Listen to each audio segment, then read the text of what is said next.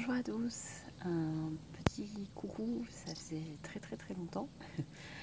Je voudrais faire un petit point sur les boutures que j'avais effectuées il y a quelques mois maintenant. Je voulais vous montrer leur évolution et puis surtout je voulais vous expliquer les principes de la bouture dans les grandes lignes. Ah, j'ai un petit moineau qui vient prendre son bain et il s'en va, d'accord.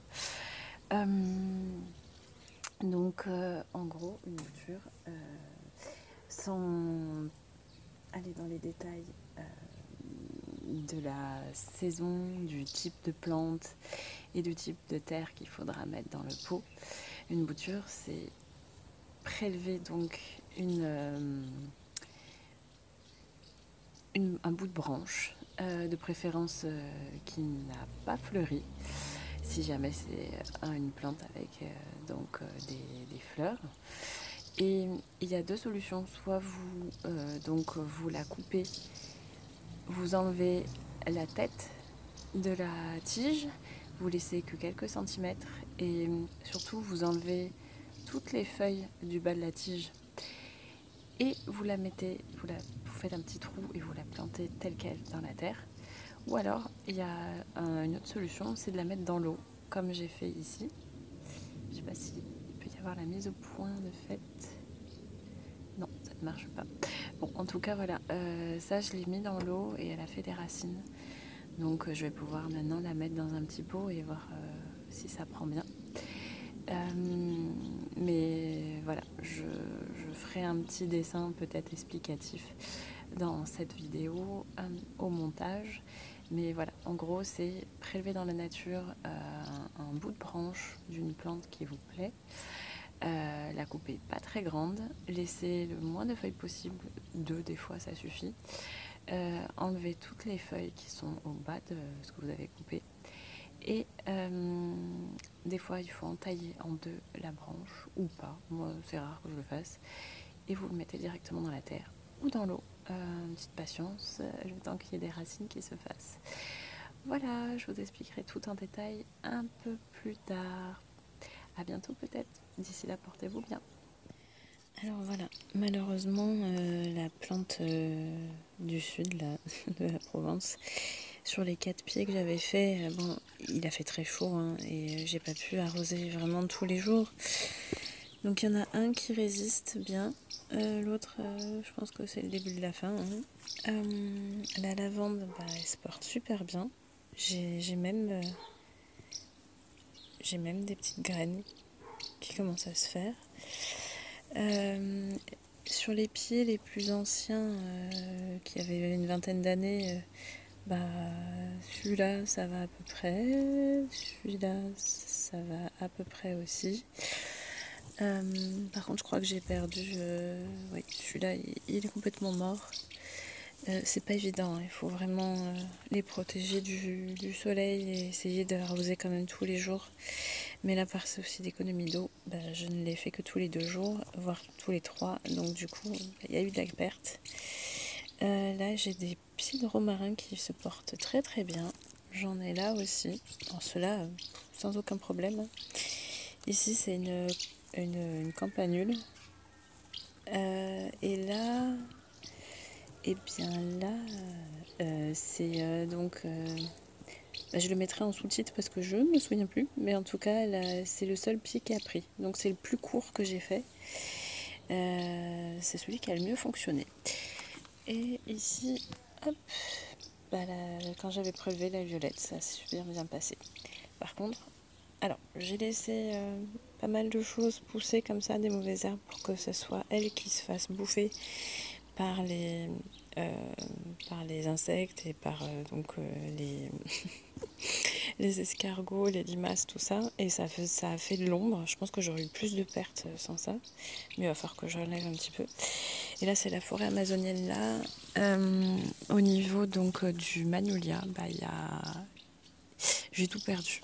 Alors pareil, est-ce que c'est faute d'arrosage ou est-ce que c'est que ça n'a pas marché du tout? Ici, j'ai l'impression qu'il y avait des petits bourgeons qui avaient commencé quand même. Alors, du coup, j'ai envie de croire que c'était les tiges finalement. Oh, pardon. les plus... comment les plus vertes qui auraient donc pu fonctionner. Là, la mise au point, est-ce que je vais la voir? Oui, là j'avais des bourgeons en fait qui se sont faits. Mais bon, là ça se voit, c'est tout moisi. Hein. Donc on va réessayer là, courant juillet, courant août, le deuxième essai pour le magnolia. Voilà.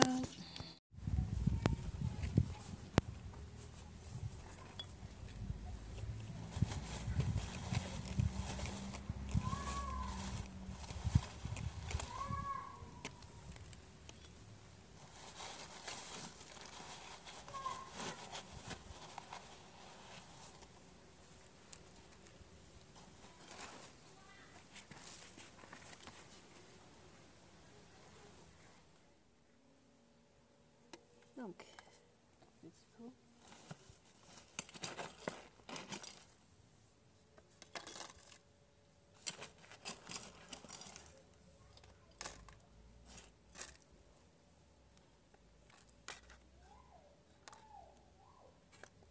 Des cailloux, on met le mélange.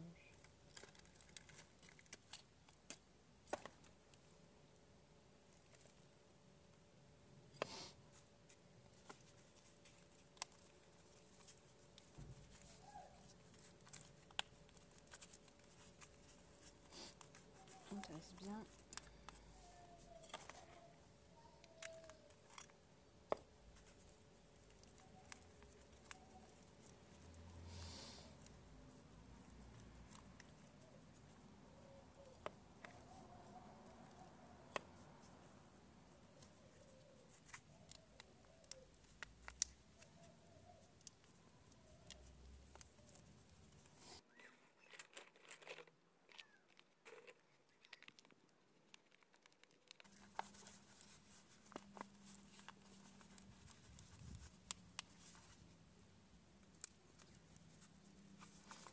Le petit centimètre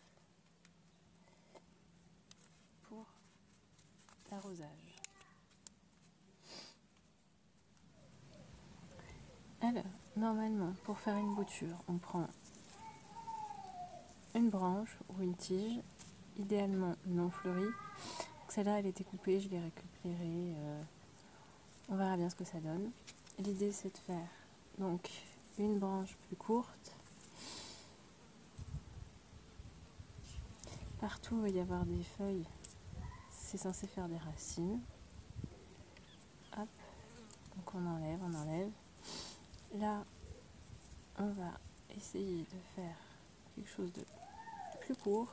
Hop, ça c'est des astroméria. Et donc du coup, normalement,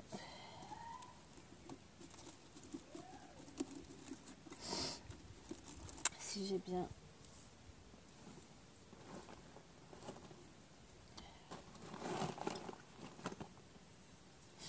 compris le principe, on fait un trou. Bon, avec un bouton, un bout de bois plus petit, ça aurait été mieux peut-être quand même.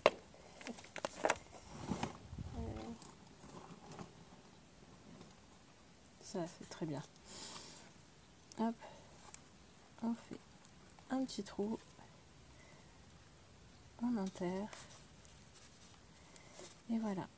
Et d'après ce que j'ai compris, plus on en met dans le pot, plus ça fait des hormones de croissance.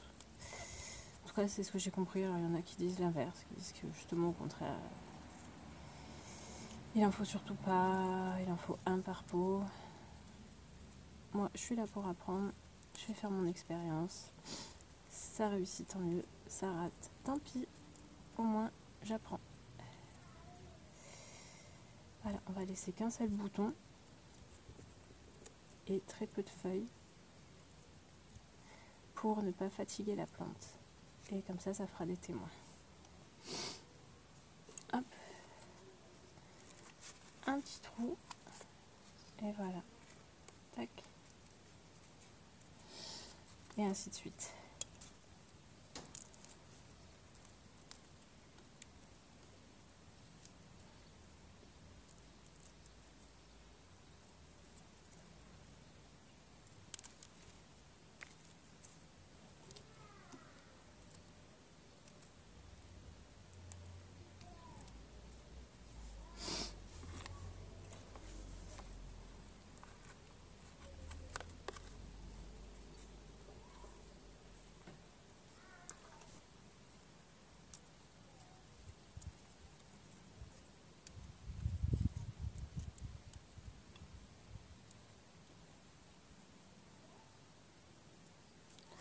faut toujours enlever la tête. Voilà. Elle est très petite celle-là. Et voilà.